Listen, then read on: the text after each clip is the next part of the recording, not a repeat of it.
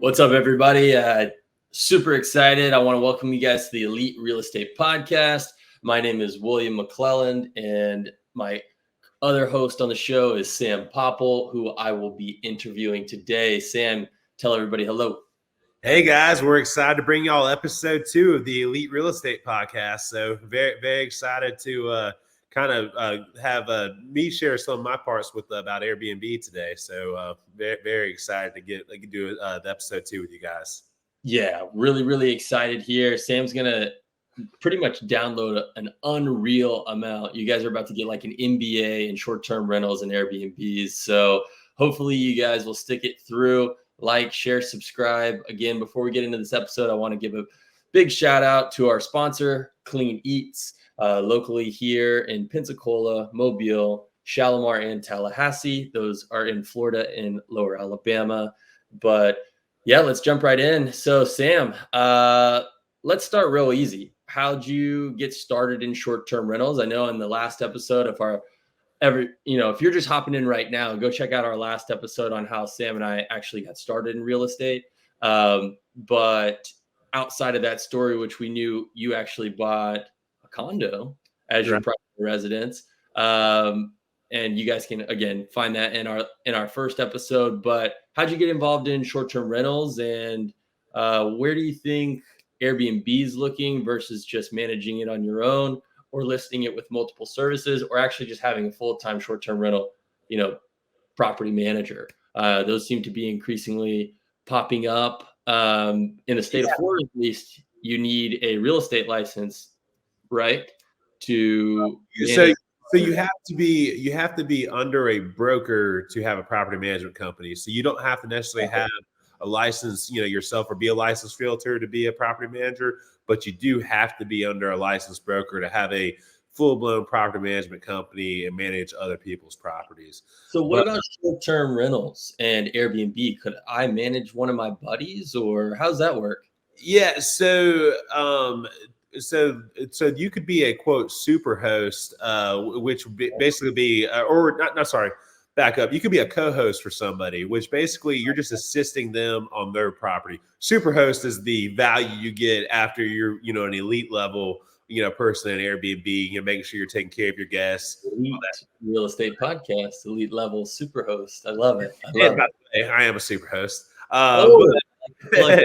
But like I said, that you get a superhost status by continuing to have high reviews of your property, getting back to guests quickly, not canceling people's stays, stuff like that. But yeah, let me just kind of jump to the beginning. So, I mentioned on, I think, the first episode, I grew up in Destin, Florida.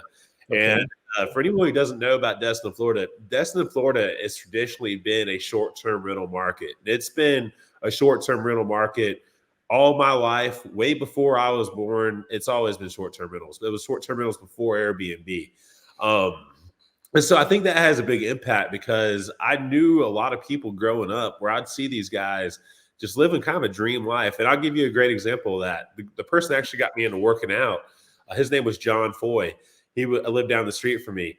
I just always would see this guy just kind of like doing stuff all throughout the day with his family, and I was real curious. And he actually, because I'm just a big guy and kind of had a wide frame, he thought I'd be a good weightlifter. So I started lifting weights with him, and that's where I kind of got close and learned that all he did was have at the time I knew him, he had about 10 houses. And all of them were in Destin, Florida, in the Crystal Beach area. And that's what he did full time, is just, do his rentals week to week. It was Saturday to Saturday. And seeing him and how he lived his life, and he was able to homeschool his kids, and they just seemed like they had this great family thing. That's what really caught my attention with the short-term rentals, and kind of like, first, when I was young, what brought me interested into doing those.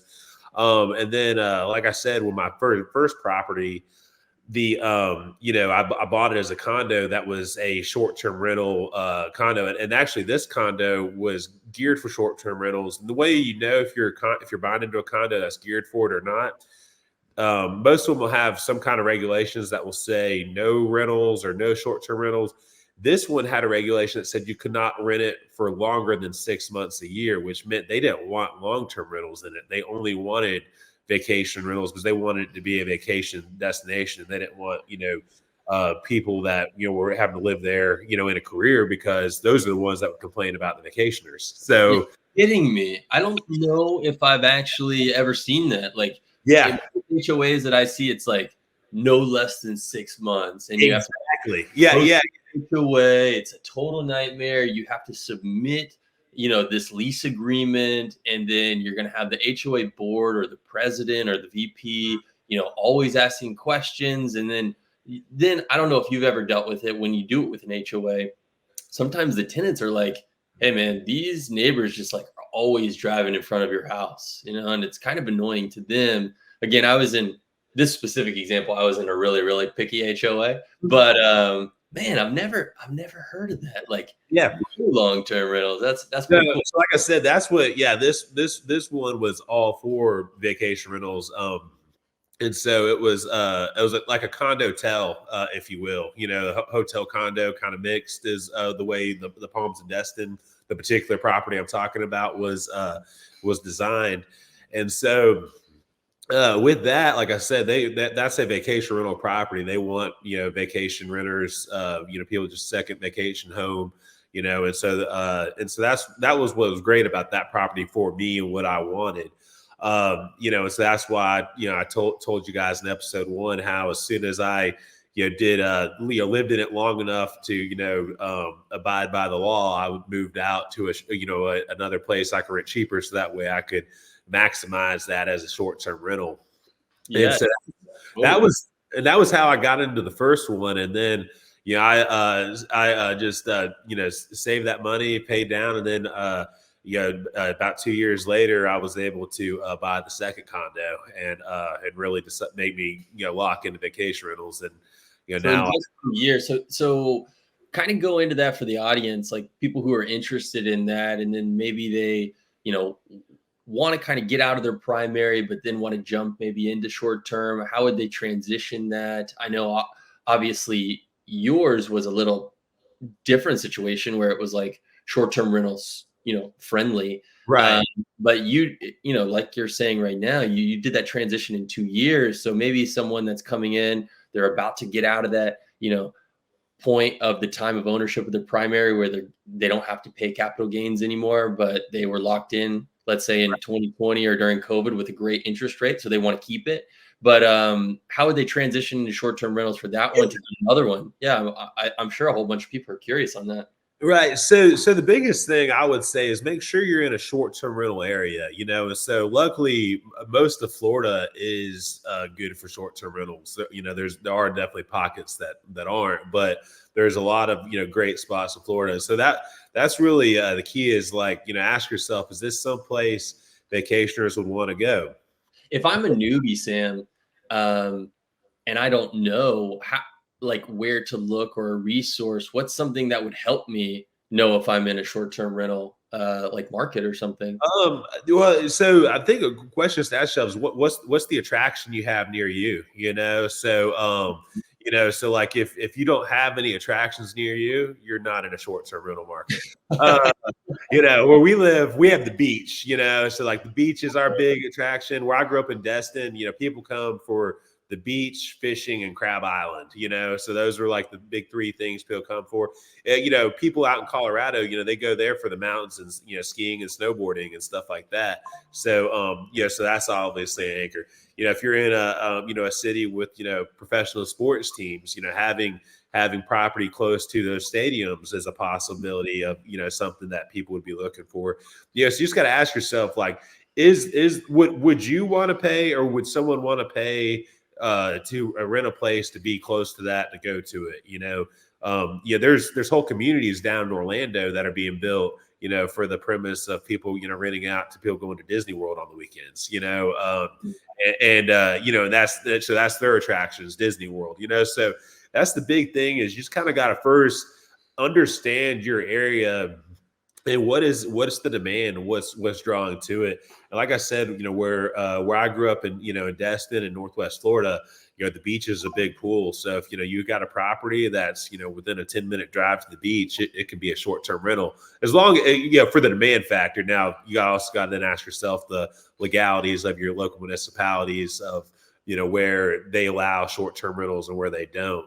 Give you a great example, Will, because I know you're familiar with Okaloosa Island, as well.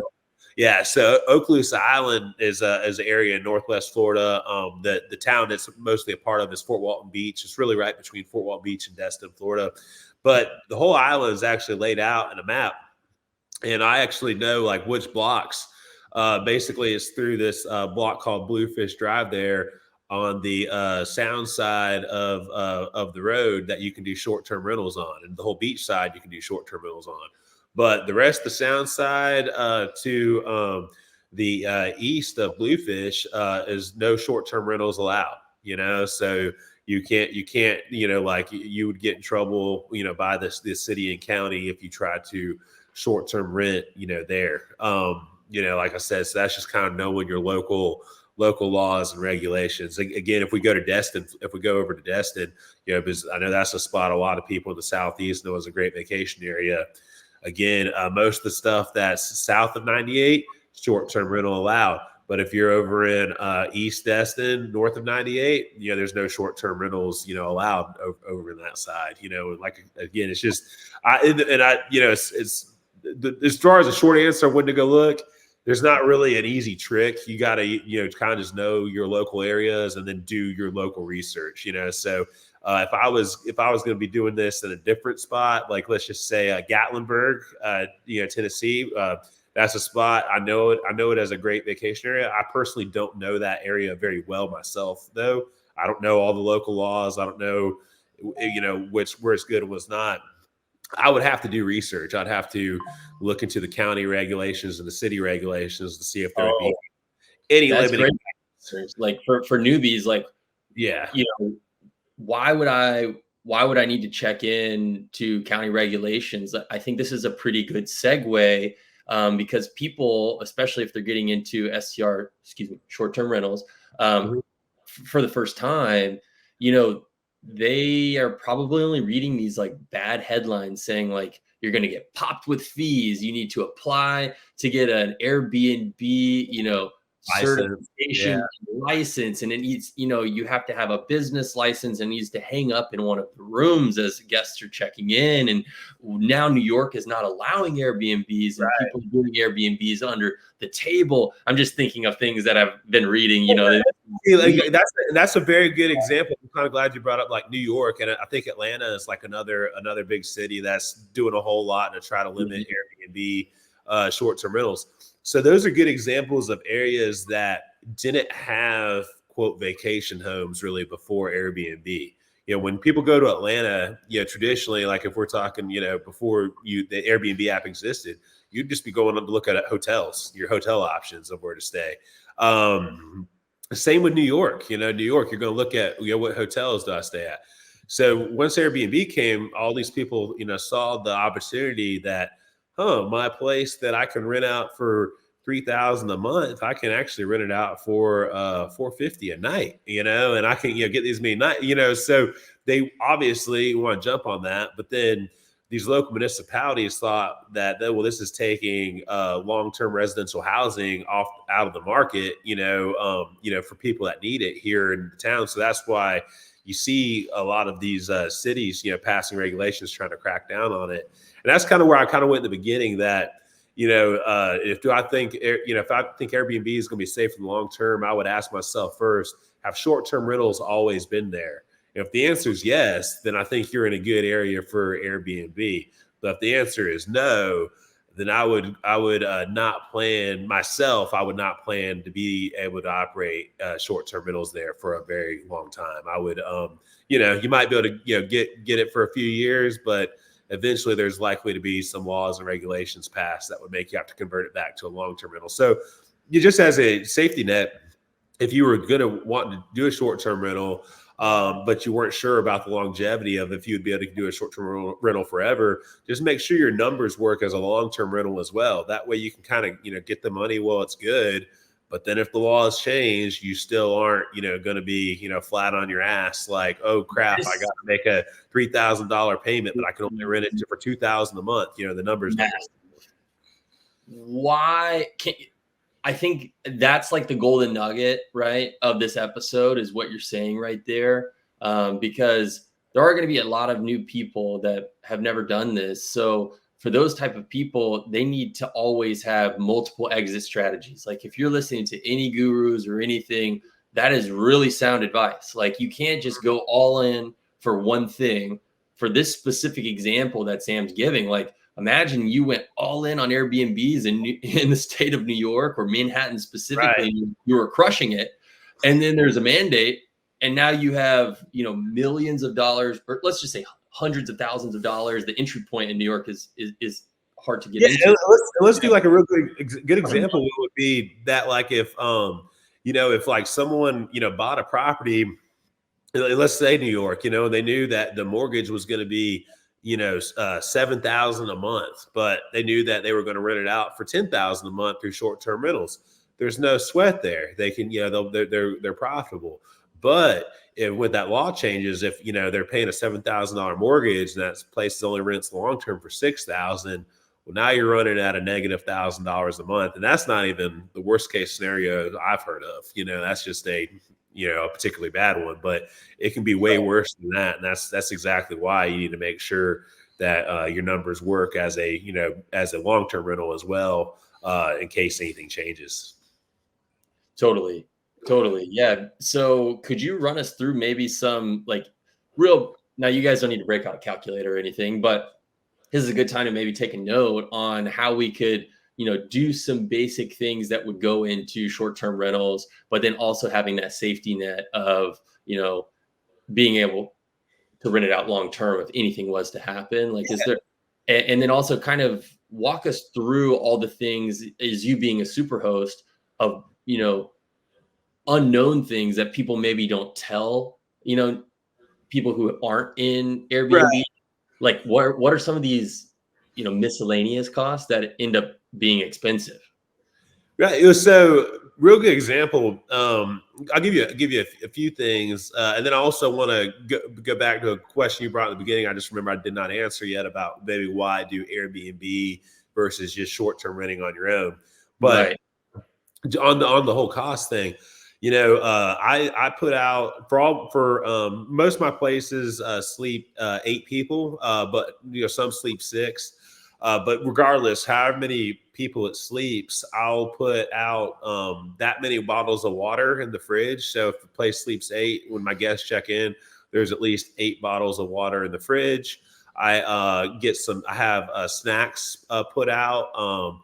I usually like to have half them salty and half them sweet. So we keep a stock of cookies and crackers in my thing, like the cheese and peanut butter crackers and like the small packs of Oreo cookies or Mrs. Fields cookies. That way they, like I said, so the guest walks in, there's a little welcome basket, let them know they got, some cold waters in the fridge.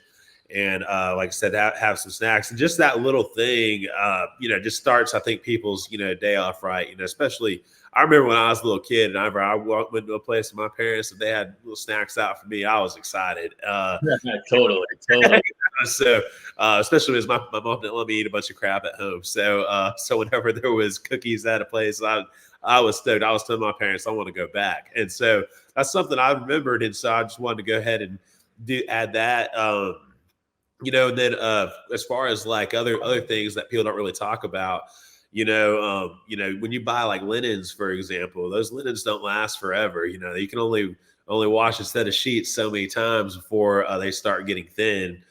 So you just got to keep in mind that you want to make sure that whoever your cleaning staff is, that they're looking at these things and making sure they're not letting anything, run down. You want to make sure like all your towels and sheets and everything look brand new and fresh, to every guest. Because like I said, after you use a towel or, some sheets for, let's just say, 20, 30 stays, them being clean constantly, you start to see they don't look as good as new ones. So you got to replace those. here and there. So like I said, there's a lot of like basically anything people use. All of mine, I actually have soap dispensers installed in the showers because I figured out that to me that was cheaper than putting the little mini soaps that you see in a lot of hotels. You'll even actually see a lot of hotels have shifted over to the dispensers and stuff too. So like I said, I think that's a way to keep save. So that way I just have to buy the shampoo, conditioner, and soap by the gallons and, just refill the dispensers. So little things like that. You just want to kind of put yourself in the guest shoes and the guest experience and, ask yourself like, hey, if I was on vacation, what would I want here? And then, just make sure there's, always backups of everything, like at my houses that I short-term rent, I have grills in the backyards, and I always make sure there's a propane hooked up and a whole other replacement, there on the property as well, just in case, something malfunctions with the one, So you guys can obviously see why Sam's a super host, right? But let's just put some basic numbers together. You said you've got a couple short-term rentals that have backyards. A decent grill is at least $250. Gas. We're replacing one right now. So about 250, 300. Yeah. Okay. So on the more conservative side, let's say 300, just so we're, puffing that amount. Plus, I think it's like $50+ to fill gas right now. So that's like another $400, maybe $500. So when you're kind of adding those things into your annual budgets, like let's just say you're making $500 a month. Well, that's $6,000, over the year. But are you accounting for these snacks? Like, do you have a Sam's membership? Are you writing that off so you can get those snacks a little cheaper?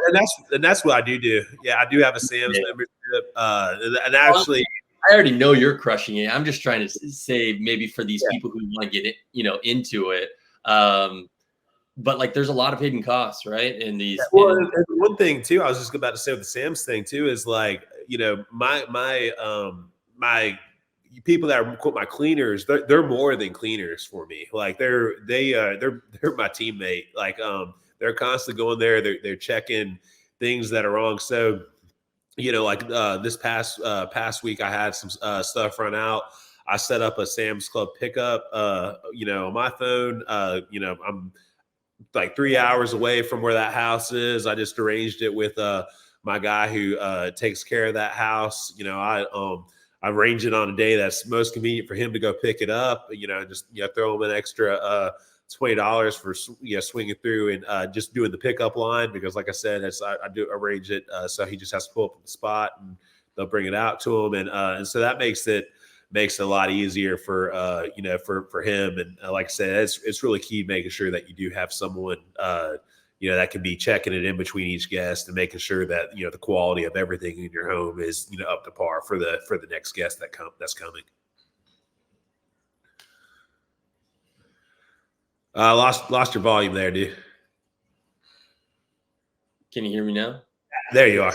Yeah, sorry about that. I don't want to kind of divert too much, is what I was saying, but talking about building a team, right? Like there's so many pieces to the puzzle to, become a super host or to be successful in these, or just in general in life, not even talking about real estate, it's great to create a foundation, have a team, but expanding on that in short-term rentals, like I don't know if you guys were listening, but Sam's is short-term rentals 3 hours away. If he doesn't have that team member that's willing to do that, I mean, that's a 6-hour round trip if he's going to get groceries, right? So those teams and that type of foundation, you'll be hearing that all the time, no matter what books you're reading, no matter what seminars you're attending, podcasts you're listening to. And it really is the foundation of all of this new construction, short-term rentals, anything with real estate, because there are so many moving parts. Like if you guys haven't bought your first home, or you're going through it now, or you can think back, you're like, man, there was someone that I talked to that did the real estate transaction. It was my realtor, my friend, whatever. But then I talked to someone from the bank, and then that banker sent me to someone who did mortgages, and then there was a loan originator, but then I also had a loan officer, and then then I had to sign all these papers, and then there's all these other things, and then you compound that with all the things if you're buying maybe like a full rehab. Imagine all the people you have to talk to with the general contractor if you need to just do mechanicals, which is electrical, plumbing, gas, and water, all of the basic things behind the walls. And that's a whole bunch of people you have to bid out. But short-term rentals, same way, because now instead of doing it long-term, you're expediting that process. Plus you're adding perks in, which is what Sam is talking about. Like these nice things are what allow him not to have any vacancies. But yeah, man, that's really good that he's building these teams and able to do things. I'm not saying you can do it anywhere in the country, but I mean, if it's 3 hours away, what's the difference from 5 or 6, right? Exactly. Well, and then let me go ahead and jump to like an advantage of why I really like using the Airbnb platform versus why I might not want to do it completely on my own. So I'm excited on this. So this kind of goes back to me maybe telling my biggest Airbnb horror story. Like this is the story we kind of alluded to on the very first episode. I'm excited. Yeah, this is why I recommend Airbnb. Because if something goes wrong and you rent it through Airbnb has a massive insurance policy for you. So they cover, I think all the damages. Don't quote me on this. I don't want to, misdirect it, but I believe it's $1 million. I would have to verify that and look it up. But maybe even Will might be able to Google it on his phone while I'm telling this story, what the actual Airbnb coverage is. But I believe it's $1 million, per stay. But if, like I said, so my worst story ever. So my checkout time is 10 a.m. So this one day, it was into last summer. I believe it was like a late August, early September booking. I got this text, like, so checkout's 10 o'clock. So 10:05, the text message from my guest is like, "Hey man, really enjoyed the place. Loved everything. Had a small issue with the back door. Don't worry, I'll take care of it." So my back door is an 8-foot glass slider. And so when I heard issue, I immediately start using deductive reasoning in my mind of like, what could the issue be? So the very first thing that I'm most hopeful for is maybe it's just slid off track, and then I thought to myself, he would have said the slider is off track. He wouldn't have said I had an issue with it if that was the case. So I kind of ruled that one out. So my next mind went, it's a glass door. Issue means cracked or shattered. And so I am praying for cracked. And about as soon as I was finishing praying to God about it being cracked, I get a call from my cleaner who was waiting for the guest to leave before he walked inside. And so he went in, called me, and said, "You're not going to believe this." And I said, "I think I already got an idea." He sent me a picture of a human-sized hole through my glass slider. Like someone, I don't know if they were wrestling, roughhousing, got in a real fist fight or what, but someone went through that glass. There was, like I said, a hole that, I'm a 6'3" guy. I could have stepped through that hole. So it was huge. There was like a puddle of glass shards, on the ground, both sides. Again, it's just like, dude, I am trying. What that's exactly what it was. Guys, I'm not like dying is because Sam called me immediately when this happened, and I was like, "No, that didn't happen. There's no way." But this is like, okay. Yeah, I remember sending you the pics. Horror story, right? I feel like that should probably be the title of this episode, right? The hook, line, and sinker. Because, dude, someone running / fighting / who the heck knows? You don't even know. Glass door that's 8 feet tall. It's a joke. Yeah, it's huge. So like I said, shattered that. So the quote to get that fixed was like $4,200 and change. So $4,200. So that's huge. If I wasn't through Airbnb, I would have had to make a decision. Do I pay this out of pocket? to avoid my insurance going up, or do I file an insurance claim? The reason I pay for insurance is for a problem like this, and then get covered, but then risk my policy going up because now they know I rent to rowdy guests. Thankfully, because it was all through Airbnb, I never even had to talk to my insurance person. I submitted my claim through the Airbnb support. And it was, I think, about a 2.5 week, 3 week process in total. But I got reimbursed, for the full amount, covered. So again, and I have another story that's not quite as crazy as that one, but it was over a $1,200 couch, and again, I got reimbursed for the couch, $1,200. That one I think took about a week, and I might add, one of the reasons I was able to get reimbursed on the couch side is because after every checkout, I have my cleaning staff take pictures of every room. And I tell them it's not just to check their work, but it's also document the state that my couch and furniture and everything's in. Because in this particular case, so my couch is nugget there, guys. Yeah, that's a big one, because for the couch, I was able to show a pic of like, no, this couch I brought in last week, it was in great shape, and now it's showing it. This guy, someone laid on this fake leather couch in wet clothes. Like, it was very obvious to me. We're in a beach community, so it's very logical. They came home from the beach still in their swimsuit, sat on the couch, and there was pieces of the pleather peeling off of it. After the week, like I said, it was all wet clothes, and I got covered on it, because I could show that the couch was in great shape, at the last check-in. So definitely, I mean, that's humongous, right? But then also for those that are 3, 4, 5 hours away, now your cleaners are showing you the state of your actual, building or unit or whatever. So if there's things that are going wrong, on that's actually why I love short-term rentals over long-term, is because I know what the short-term rental is after every checkout. I got the report. My long-terms, I only know what they look like when I go and inspect them. Which if you don't want to over inspect your things and be a burden on your thing, but if you inspect once or twice a year, that's all you're going to know is what your place is. And usually on my long-terms, I do inspect once a year. There's a whole lot that could happen in a whole year, that I wouldn't be fully aware of.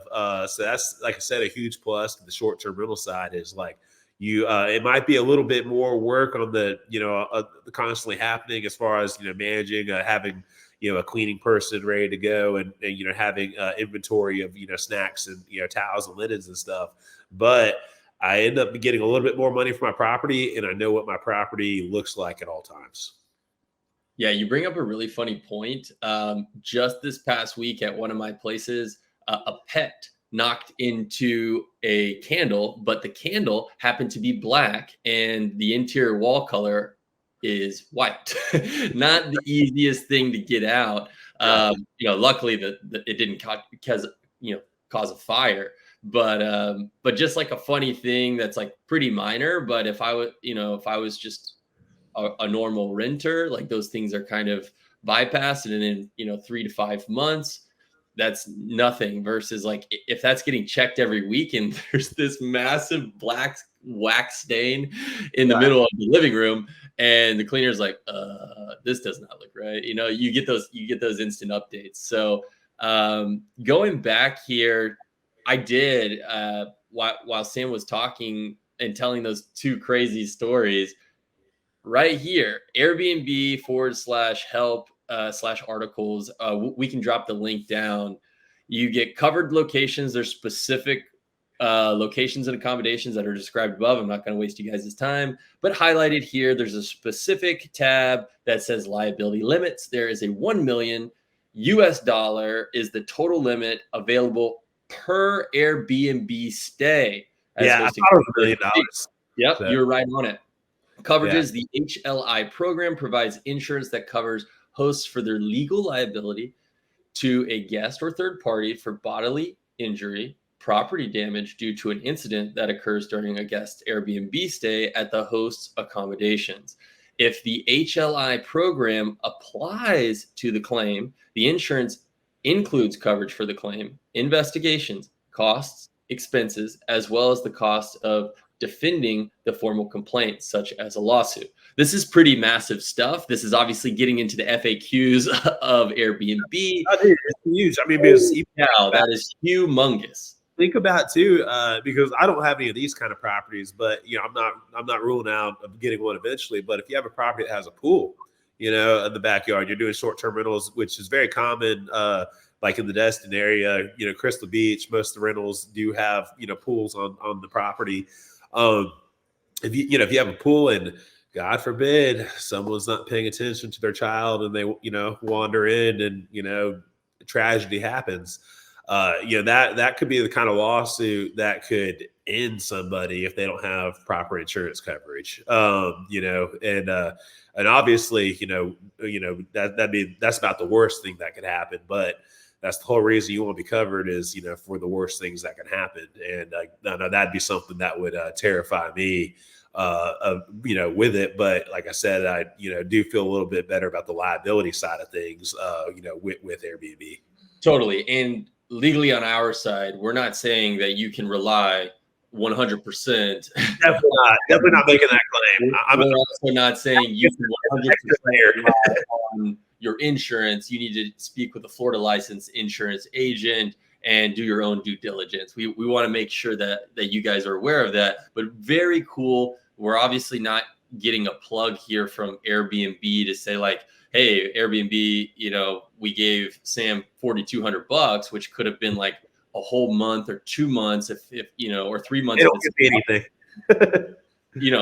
of reimbursement that he would be negative for 2023, right? Because that's like a huge stinger. Imagine if you had to pay $4,000 for anything that you weren't expecting to, especially in something that you were looking towards as cash flowing, or at least paying that mortgage that you have on it. And if you get stung like that, that can really, end or, devastate your business.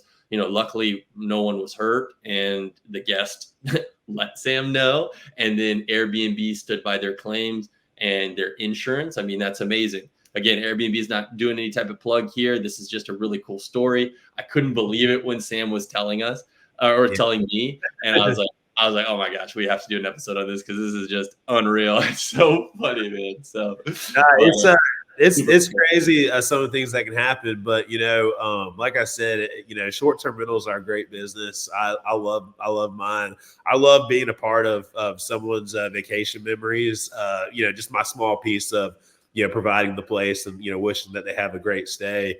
It feels really good. And then at the same time, you generally have great pieces. You can't really do this with shitty property. Like no one wants to short-term rent a shitty property. So all the properties that you usually do have are high quality properties that are usually in great appreciation markets. And this makes a good real estate investment a great one. So I love doing short-term rentals, especially through Airbnb, and it's definitely something I want to continue doing on my own real estate journey. Heck yeah. So, well, man, that's so much knowledge and so much, great information here. I really appreciate everyone listening today. Sam, you got any more golden nuggets before we kind of wrap this thing up? I know we've been holding you guys hostage for almost 45 minutes now, but hopefully you guys are taking some notes and got some cool feedback and dropping some info in the comments and stuff too. Yeah, no, I think that's most. I think what I have on short-term rentals. I'm sure we're going to have some future episodes that things will come up, and I'll think of some more stuff. But in the meantime, if anyone ever wants to reach out to me and talk to me about their short-term rentals, or see what I would do in your situation, or even just just to talk shop, you can always look me up on Instagram at Sam_Florida-man. I'm a proud Floridian. Sam_Florida-man. Shoot me a message, and I'd love to talk shop about Airbnbs. Yeah, and same like we'll tell you this on every episode. Sam and I will totally source deals, run numbers, do things, and we love to partner. We'll probably say every episode in the closing, like we want to be, part of something versus all of nothing. We're totally good with sharing and making great deals. Again, our visions are aligned, Sam and I, which is, I think, a really great reason why we've kind of excelled through this is like, it's sometimes partners aren't really about that. They want to take all the money, take all the profits, do as much as they can with the least amount of people. We're not that way. We would rather be in like 100 different apartment units that have 100 different apartments that we just have a sliver of. And also that's, risk mitigation too. Right. And learning off of each project than saying, okay, well, we own 100 apartments, and that's much rather have a bunch of slices of pie than one whole pie. And again, thank you to our sponsor, Clean Eats, which has the best pizza pies, which you can get for under a whole friggin' pizza, which again, I have one almost every day because it's less than a smoothie. It's like 400 calories. It's crazy. And it's the 420 something calories for a pepperoni thin wheat crust pizza. So it's unreal. Products.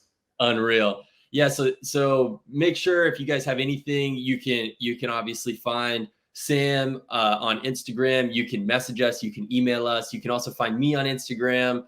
It's Elite REI Florida .W McClelland. So like William McClelland. But you can find us on there as well. And of course the Florida Man, and then if you followed up or listened all the way to the end of episode 1, you can actually get my direct contact information. So I'm probably not going to say that too many more episodes, but for the listeners there, if you guys do have a good, it's on the end of episode 1. So if you go back to episode 1. Yeah. So again, like if you guys just want us to review deals, we're always in. It's potential partnerships is what we're all about. So thanks again for your time, Sam. I salute you for not going crazy when a guy ran through your glass door or whatever happened to fight or something, and right. Always have a lot of fun on these podcasts with you, man. Really, really enjoying it.